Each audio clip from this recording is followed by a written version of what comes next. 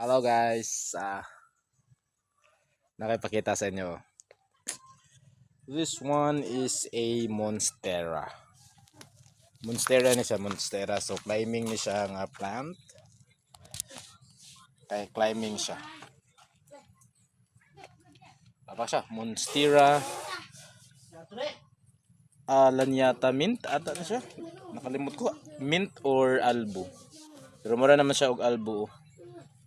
Siya gasugod na sa siya fenestrate. Oh. Kani siya damage ni siya. Pero sud man gid siya i-maintain ang iyang full form nga puti siya tanan. Sud na siya i-maintain. Kaya malata gid ni siya. So kung ingon ani ang dahon, good genes na siya ang ani.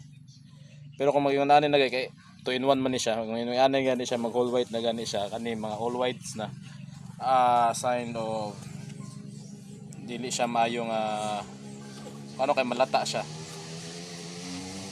Malata siya sa init.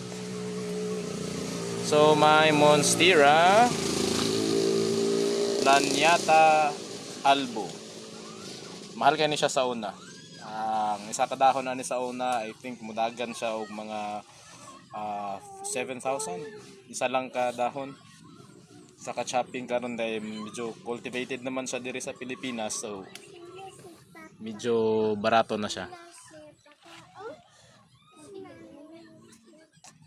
So sa mga monstera lovers diya sa katong mga plant collectors nga gusto og mga climbing plants, isa ni sa pwede ninyo nga ma-collect, recommended yun ni siya, gwapo siya. And gana siya, actually 2 in 1 siya nara, pero mother type siya, taman diri kani siya. New shoot na ni preferable para nga i-transfer na. So pwede na po na to sa i-chop-chop sa gusto mangayo nani nga saha. No, gusto mag-purchase.